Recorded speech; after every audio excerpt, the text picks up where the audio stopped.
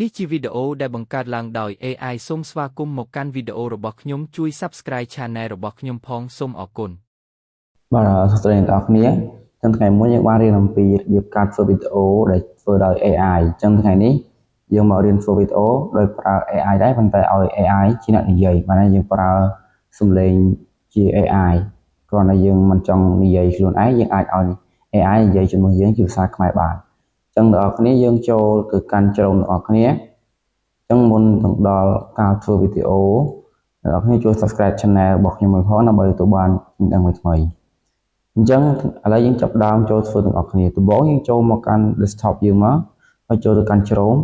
ទៅមកយើងវាយពាក្យថាវាយ website មួយមានឈ្មោះថា Clipchamp បាទ Clipchamp AI យើងចុច enter មកអញ្ចឹងរើសវាខាងលើគេបន្តមកទៀតយើងចូល sign up សិន sign in សិនដោយសារតែ account យើងមិនទាន់ sign in ទេយើងចូល sign in សិនមកបាទរួចហើយយើងរងចាំវាបន្តិចយើងចូលដោយសារតែយើងបាន sign in វារួចហើយចឹងបានបង្កើត account វាហើយចឹងយើងចូលមកកាន់ពាក្យថា create new video ចុចលើសញ្ញាបូកនឹងមកបាទបន្តមកទៀតយើងរើសមកកាន់ថាcreate report and create ចូលឡើងហ្នឹងមកហើយយើងរើសពាក្យថាtext to speech ហ្នឹងមក speech ហ្នឹងមកបន្តមកទៀតនេះយើងជ្រើសរើសភាសាដែលយើងចង់ឲ្យ AI និយាយអញ្ចឹងយើងចង់បានជាភាសាខ្មែរអ្នកនរគ្នារើសខ្មែរ language ហ្នឹងមកបាទរើសពាក្យខ្មែរ language ហ្នឹងមកអញ្ចឹងយើងរើសវាបាទយើងមើលវាបាទនេះអញ្ចឹងចុចវាមកតោះមិនយើងរើសតួអង្គកន្លែងហ្នឹងយើងចង់ឲ្យតួអង្គប្រុសនិយាយក៏បានស្រីនិយាយក៏បានដែរប៉ុន្តែដោយសារតែខ្ញុំបានរើសវាហើយយើង scroll វាមកខាងក្រោមអស់មកយើងឃើញយកស្រីក៏បានយកប្រុសក៏បានហើយប្រុសយកពីសិតមកទៅមកកន្លែងនេះគឺយើងរើសពីទម្ងន់សម្លេងយើងខ្លាំងឬក៏សោយអញ្ចឹងយើងដាក់ធម្មតាទៅបានហើយទៅមកទៀតយើងជឿកន្លែងនិយាយលឿនឬយឺតទៅមកកន្លែងនេះយើងចង់សរសេរជាអក្សរខ្មែរចូលក៏បានយើងចង់យកជាអត្ថបទ copy មកក៏បានដែរអញ្ចឹងខ្ញុំយកអត្ថបទរបស់ខ្ញុំ copy មកខ្ញុំយកមកដាក់លើវាអញ្ចឹងឧទាហរណ៍ថាខ្ញុំមានអត្ថបទប៉ុណ្នេះខ្ញុំយក copy យ៉ាងមកខ្ញុំចុច copy លើវាហើយខ្ញុំយកវាមកដាក់នៅក្នុងសំទោស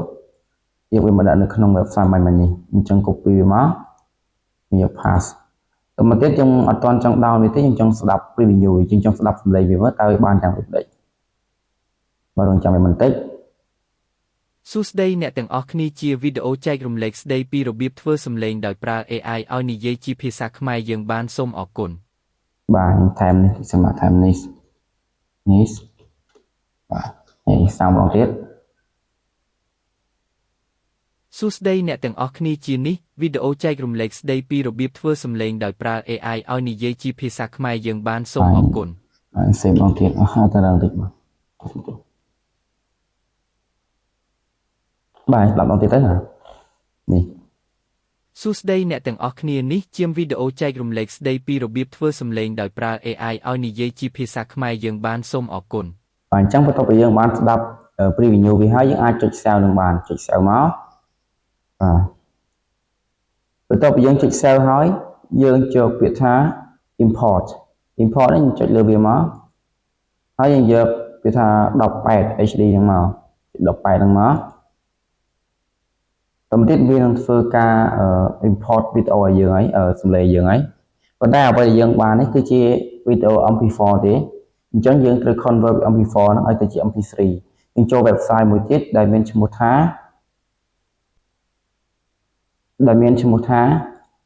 វីដេអូដែលយើងបានបាញ់មិញនេះគឺជាវីដេអូ MP3 ទេ MP4 ទេនេះបានអញ្ចឹងយើងចូល website មួយទៀតដែលមានឈ្មោះថា cloud បាទ cloud convert បាទខាងលើនេះបាទចុចមកតមកទៀតយើងចុចលើវាទៅលើគេនេះហើយយើងជ្រើសរើសនេះបាទកន្លែងនេះគេឲ្យយើង convert ពី MP4 ទៅ MP3 យើងរើស MP4 យើងជ្រើសកន្លែងវីដេអូហ្នឹងមកបាទហើយយើងរើស MP4 របស់យើងនេះដល់កន្លែងនេះយើងចង់ឲ្យវាទៅ MP3 រើស audio ហ្នឹងមកវាយកពាក្យ MP3 មកបន្តមកទៀតយើង select file របស់យើងខ្វាយមកយើងចូល select file របស់យើងនេះ file យើងបាន download នៅវីដេអូចេញពី clip share មិញហ្នឹងចូលទៅវាមកបាទអញ្ចឹងនេះគឺជាវីដេអូដែលយើង down មុននឹងមិញហ្នឹងយើងចុចលើវាមកហើយ open បន្ទាប់មកទៀតយើងយកពាក្យថា convert បាទរួចចាំបន្តិចវានៅកំពុងធ្វើការ generate ឲ្យយើងហើយ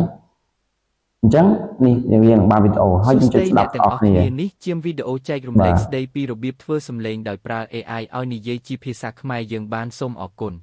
បាទអញ្ចឹងនេះគឺជាសំឡេងដែលយើងបង្កើតបានដោយ AI ជាអ្នកនិយាយយើងស្ដាប់ម្ដងទៀតសួស្ដីអ្នកទាំងអស់គ្នានេះជាវីដេអូចែករំលែកស្ដីពីរបៀបធ្វើសំឡេងដោយប្រើ AI ឲ្យនិយាយជាភាសាខ្មែរយើងបានសូមអរគុណអញ្ចឹងបន្ទាប់ពីយើងបានបង្កើតជាសំឡេង AI ជាអ្នកនិយាយជាភាសាខ្មែរហើយអញ្ចឹងអ្នកនរគ្នាអាចយកវា download ដើម្បីទុកវាទៅកាត់វីដេអូពីក្រោយទៀតក៏បានបាទអញ្ចឹងវានឹង download ឲ្យយើងហើយអញ្ចឹងឥឡូវយើងចាក់សាកចូលស្ដាប់វាទាំងអស់គ្នាស្ដាប់ម្ដងទៀតមើលសួស្ដីអ្នកទាំងអស់គ្នានេះជាវីដេអូសំឡេងដែលយើងបង្កើតឡើងដោយ AI ប្រើ AI ឲ្យនិយាយជាភាសាខ្មែរយើងបានសូមអរគុណអរគុណសួស្ដីវីដេអូរបស់ខ្ញុំគឺមានតែប៉ុណ្្នឹងទេអញ្ចឹងបើអ្នកទាំងអស់គ្នាមានចម្ងល់ឬក៏មានអ្វីមួយចង់សួរអាចទៅសេខាងក្រោមវីដេអូហ្នឹងជា comment នៅខាងក្រោមហ្នឹងក៏បានដែរហើយជួយកុំភ្លេចជួយ subscribe channel របស់ខ្ញុំផងដើម្បីខ្ញុំមានកម្លាំងចិត្តចែករំលែកវីដេអូថ្មីៗបាទអញ្ចឹងសូមអរគុណ